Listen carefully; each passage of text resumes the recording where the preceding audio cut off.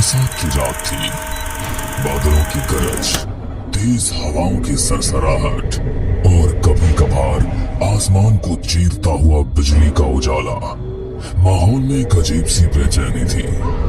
राजनपुर गांव के चौराहे पर कुछ लोग अलाव के पास बैठे थे। वहां के बुजुर्ग राम स्वरूप बाबा गांव के एक नए मेहमान अजय को समझा रहे थे। बेटा, रात में पुराना पीपल वाला रास्ता कभी मत लेना, चाहे तुम्हें कितनी भी जल्दी क्यों ना हो। क्यों बाबा, वहाँ क्या है? अरे दरअसल वो रास्ता भूतिया है। जो वहाँ गया या तो लौटा ही नहीं या पागल होकर लौटा है। बाकी गांव वाले सहम गए, लेकिन अजय जो शहर से आया था इन बातों को अंधविश्वास समझकर हंस देता है। राम स्वरूप बाबा ने धीरे धीरे कहानी शुरू की। बहुत साल पहले उस रास्ते पर एक भीषण हादसा हुआ था। गांव के ठाकुर साहब की बेटी राधा की वहीं हत्या हुई। उसके बाद से उस रास्ते पर रात में अजीब अजीब घटनाएं होने लगी। लोगों ने कसम खा ली कि सूरज ढलने के बाद वहाँ कोई भी नहीं जाएगा। हाँ, बाबा सच कह रहे हैं, मैंने अपनी आंखों से देखा है। एक बार रात में मुझे वहाँ सफेद कपड़ों में औरत दिखी जिसकी आंखें थी ही नहीं। अरे ये तो बस अंधेरे का वहम होगा। 2 दिन बाद अजय को शहर वापस लौटना था, मगर भारी बारिश में बस सेवा बंद थी। गांव के एक लड़के मोहन ने कहा, भैया अगर आपको जल्दी पहुंचना है तो पीपल वाले रास्ते से जाओ, वो छोटा है। लेकिन बाबा तो मना कर रहे थे। अरे वो सब पुरानी बातें हैं, आप डरते क्यों? अजय ने सोचा समय बच जाएगा। रात के करीब 9 बजे टॉर्च लेकर वो अकेला निकल पड़ा। रास्ता सुनसान था, दोनों ओर घना जंगल और बीच में कीचड़ भरी पगडंडी।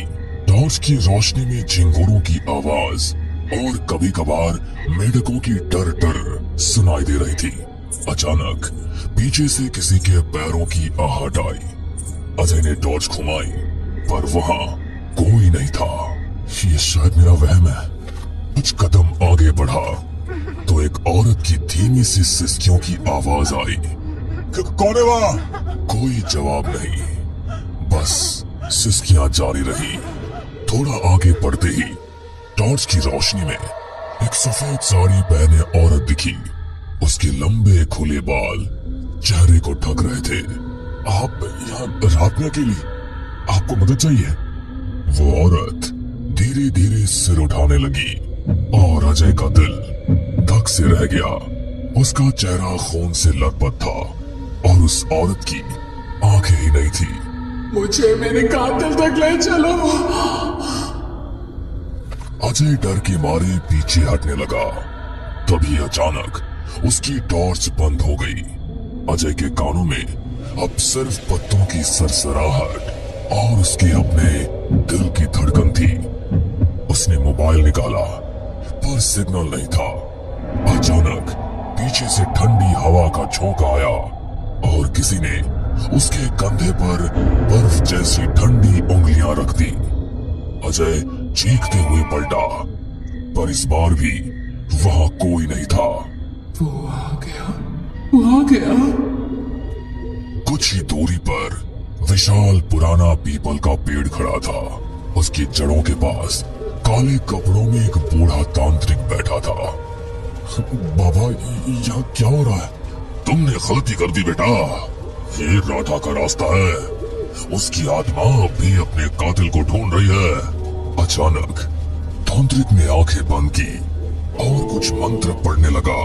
तभी वो औरत फिर से प्रकट हुई, लेकिन इस बार उसके चेहरे पर भयानक गुस्सा था। ये इंसान यहाँ क्यों आया? हवा तेज हो गई, पेड़ की डालियां जोर जोर से हिलने लगी। तांत्रिक ने अजय को पीछे रहने का इशारा किया। राधा ये निर्दोष है, इसे छोड़ दो। कोई निर्दोष नहीं, सबने मुझे अकेला छोड़ दिया था। उस वक्त मुझे मदद की जरूरत थी। अजय को महसूस हुआ जैसे कोई अदृश्य ताकत पीपल की जड़ों की तरफ खींच रही हो। उसने पूरी ताकत लगाकर खुद को छुड़ाया, लेकिन उसकी टांगें कीचड़ में धंस गई।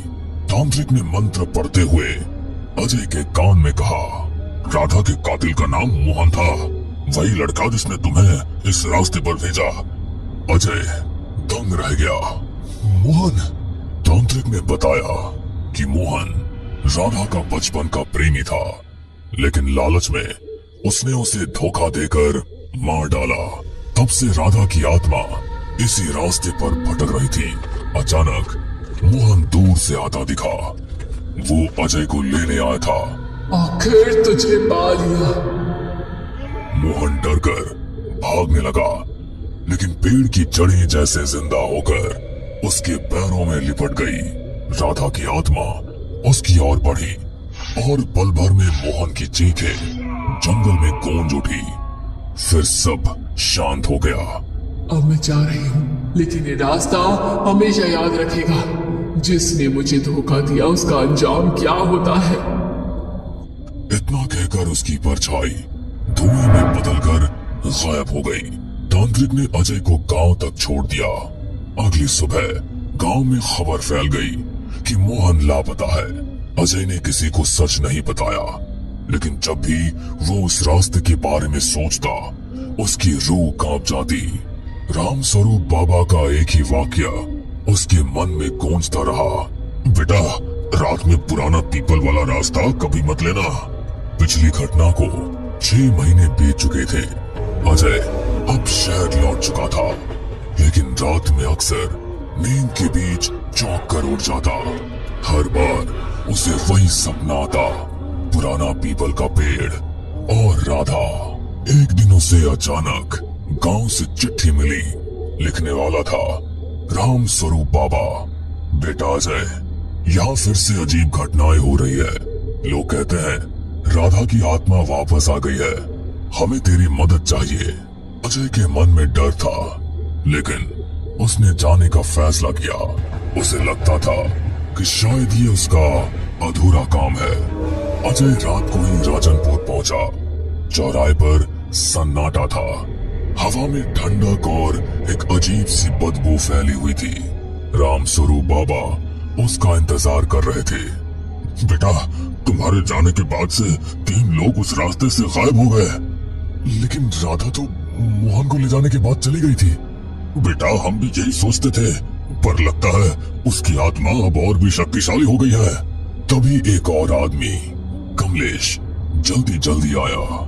बाबा, कालू चरवाहा आज शाम उसी रास्ते पर गया था और अब तक लौटा नहीं। अजय ने गहरी सांस ली। ठीक है, मैं आज रात वहीं जाऊंगा, लेकिन अकेला नहीं। मुझे कोई चाहिए जो रास्ता जानता हो। कमलेश ने हिचकिचाते हुए कहा, मैं चलूंगा, लेकिन अगर कुछ हुआ तो मैं भाग जाऊंगा। राम स्वरूप बाबा ने दोनों को तांत्रिक गिरधारी के पास भेजा। वही तांत्रिक जिसने पिछली बार अजय की मदद की थी। इस बार राधा अकेली नहीं है, उसके साथ और भी आत्माएं हैं। ये लो, ये लाल धागा पहन लो। रात के 10 बजे अजय और कमलेश टॉर्च और लाल धागा लेकर पुराने पीपल वाले रास्ते पर निकले। बारिश रुक चुकी थी, लेकिन कीचड़ अभी भी था। पेड़ों की डालियों से टपकते पानी की आवाज डर को और बढ़ा रही थी। भैया, हमें जल्दी करना चाहिए। हाँ, लेकिन सावधान रहना। कुछ दूर चलते ही वही ठंडी हवा का झोंका आया जो अजय ने पहले महसूस किया था। उसकी रीढ़ में सिहरन दौड़ गई। टॉर्च की रोशनी में अचानक कुछ चमका। अजय ने देखा, दूर एक लड़की झूले पर बैठी है, सफेद कपड़ों में, लेकिन उसका चेहरा धुंध से ढका था। कालू, क्या तुम हो? लड़की धीरे धीरे झूले से उतरी और उनकी ओर बढ़ने लगी। धुंध हटते ही पता चला वो राधा थी, लेकिन उसका चेहरा आधा सड़ चुका था। वापस आ गए? अच्छा किया। अचानक चारों ओर से फुसफुसाहटें आने लगी। हमें भी मुक्त करो, मुक्त करो, हमें भी मुक्त करो, मुक्त करो। पेड़ों के पीछे से अंधेरे साए निकलने लगे, जिनके चेहरे इंसानों जैसे थे, लेकिन आंखें खाली गड्ढों जैसी। ये कौन है? ये मेरे जैसे हैं जिन्होंने धोखे में जान गंवाई, अब ये मेरे साथ है। एक साया अजय की ओर झपटा, लेकिन लाल धागा के पास आते ही चीख मारकर पीछे हट गया। राधा, कालू कहाँ है? राधा हंसने लगी। उसकी हंसी पेड़ों के बीच गूंज रही थी। वो यही है मेरे साथ। अगले ही पल एक साया सामने आया, जिसकी गर्दन टूटी हुई और सर टेढ़ा था। अजय समझ गया ये कालू की आत्मा थी। तभी पीछे से मंत्रोच्चार की आवाज आई। गिरधारी तांत्रिक हाथ में त्रिशूल और दीपक लेकर वहां पहुंचे। राधा, तू फिर से निर्दोषों का खून बहा रही है। निर्दोष? सब पापी है। जिसने मेरी चीखें नहीं सुनी वो सब मरने लायक है। तांत्रिक ने जमीन पर गोला बनाकर अजय और कमलेश को अंदर खींच लिया। जब तक ये गोला है, ये आत्माएं अंदर नहीं आ सकती। राधा और बाकी आत्माएं गोले के चारों ओर घूमने लगी। उनकी आवाजें कान फाड़ देने वाली थी। गिरधारी ने त्रिशूल उठाकर जोर से मंत्र पढ़ा। तभी बिजली चमकी और पीपल का पेड़ जोर से हिलने लगा। अगर मैं नहीं तो कोई नहीं बचेगा। वो हवा में उड़कर सीधा गिरधारी पर झपटी। लाल धागा अचानक जलने लगा और एक तेज प्रकाश फैला। बाकी आत्माएं चीखते हुए पीछे हट गई। जब प्रकाश खत्म हुआ, राधा और बाकी आत्माएं गायब थी, लेकिन पीपल के पेड़ के तने पर एक गहरा काला निशान बन चुका था, जो धुएं की तरह हिल रहा था, जैसे अंदर कुछ अब भी जीवित हो। दिसंबर की हाट कपाती ठंड थी। अपने गांव जाने के लिए आरुष बस में बैठ चुका था। शायद मौसम का ही असर था कि ड्राइवर कंडक्टर के अलावा बस के अंदर सिर्फ 4 लोग ही यात्रा कर रहे थे। बाहर हर तरफ कोहरा ही कोहरा दिखाई पड़ रहा था। यहाँ पर बस 15 मिनट रुकेगी। जिसको फ्रेश होना है हो लो, फिर अगला स्टॉप मऊ होगा। ड्राइवर की बात सुनकर बस में बैठी बाकी सवारियों के साथ आरुष भी उस छोटे से ढाबे पर नीचे उतर गया। यह एक छोटा सा सुनसान ढाबा था, जिसके दोनों तरफ सिर्फ जंगल ही जंगल दिखाई दे रहा था। आरुष एक कप चाय पीने की इच्छा से ढाबे के अंदर पहुंच गया था। बस में बैठी बाकी की 3 सवारियां भी वॉशरूम की तरफ बढ़ गई थी। भाई, एक कप मसाला चाय देना। चाय तो है, लेकिन मसाला चाय अभी नहीं है। तो इसमें क्या दिक्कत है, फटाफट बना दो। अरे बाबूजी, आप रेस्टोरेंट में नहीं खड़े हैं, ये जंगल वाला ढाबा है और आप जिस बस में आए हैं वो पूरे 7 मिनट में यहाँ से निकलने वाली है। अरे यार, तुम तो नाराज होने लग गए। अच्छा ठीक है, तुम चाय तो दो। बस में कुल 4 सवारी है, उन्हें भी छोड़ जाएंगे क्या? दुकानदार से चाय का कूलर लेकर वह एक टेबल पर बैठकर चाय पीने लगा। कुछ मिनटों में उसने अपनी चाय खत्म की और ढाबे के बाहर आया तो देखा बस निकल गई है।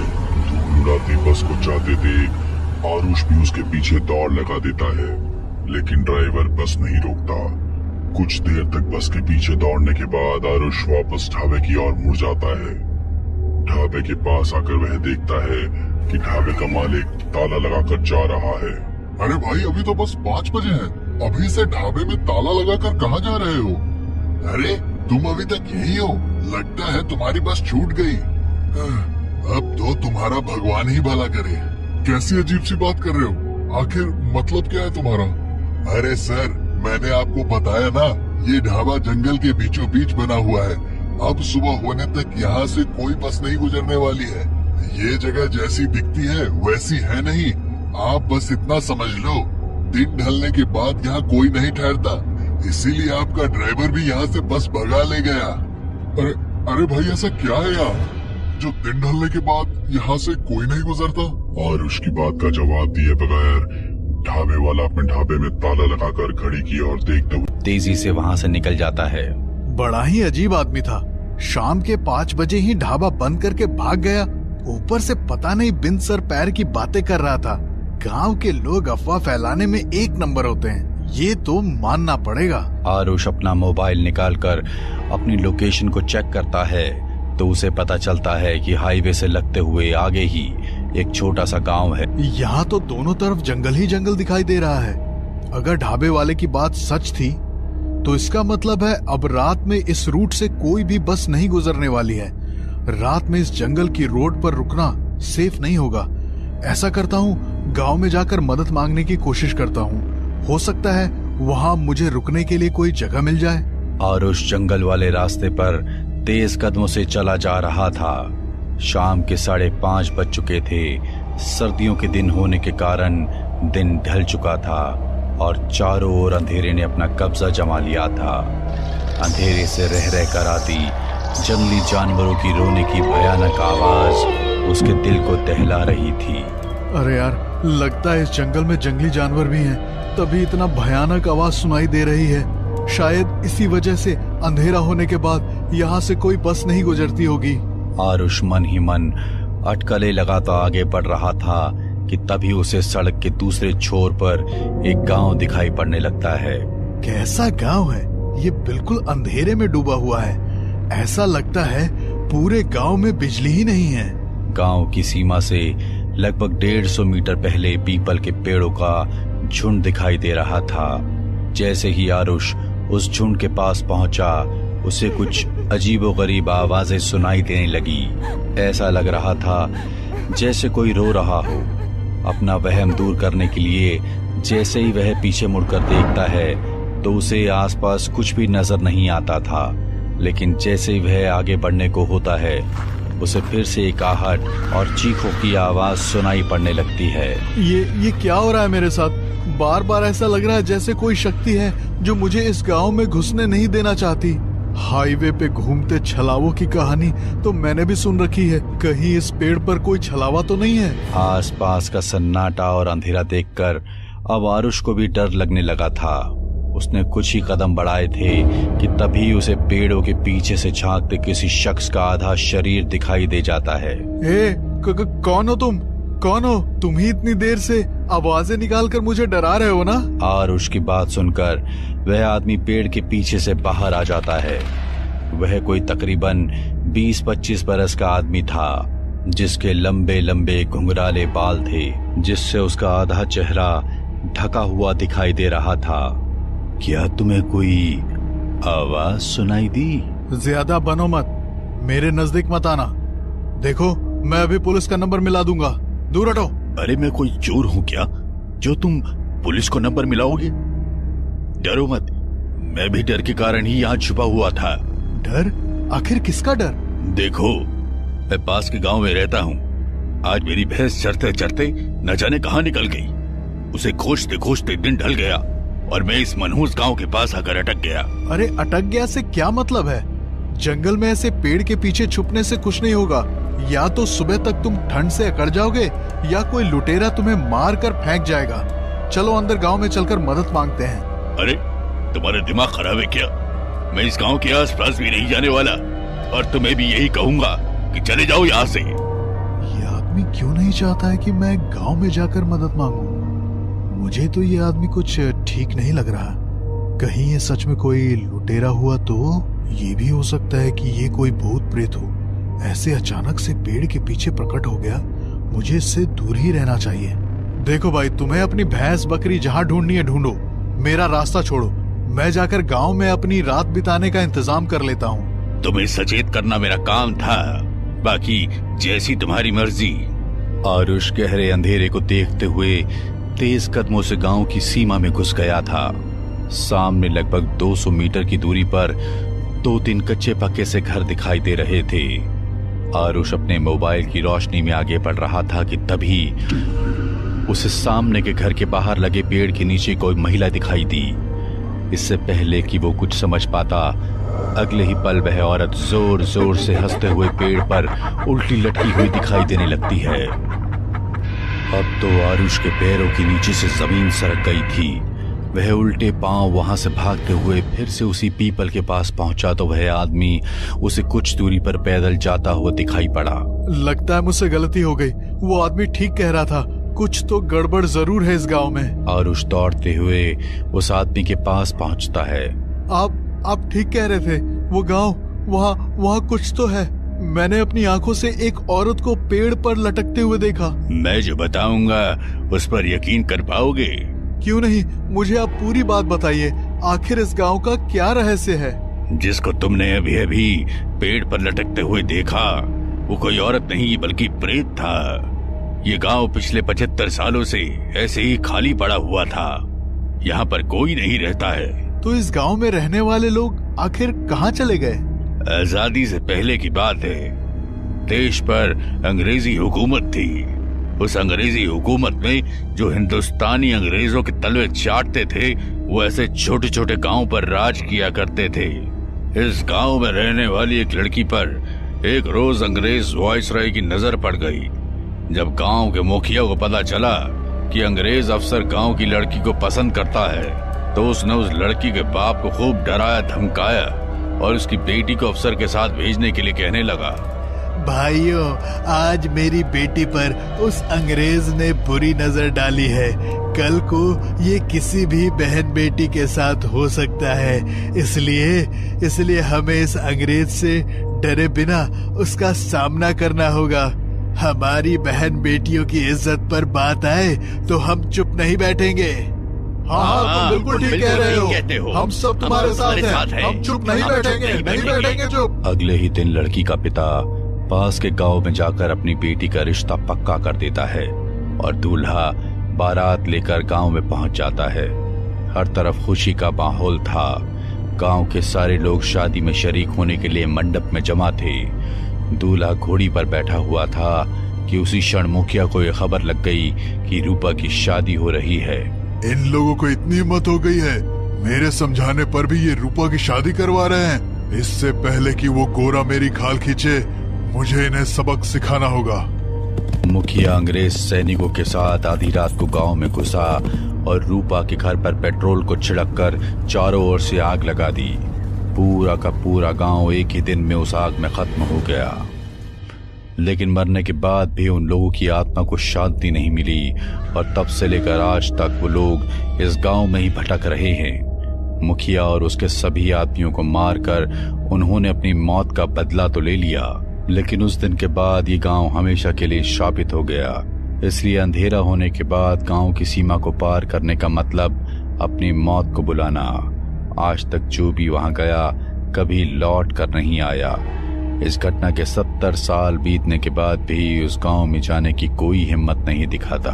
मेरी जान बचाने के लिए आपका बहुत धन्यवाद भाई, लेकिन अब हम रात कहाँ गुजारेंगे?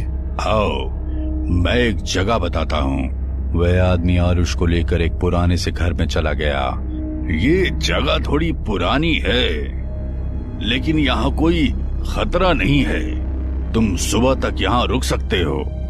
गांव की खौफनाक कहानी सुनकर आरुष का रोया रोया डर से कांप रहा था, क्योंकि वो उस गांव की सीमा में पैर रखकर लौट आया था।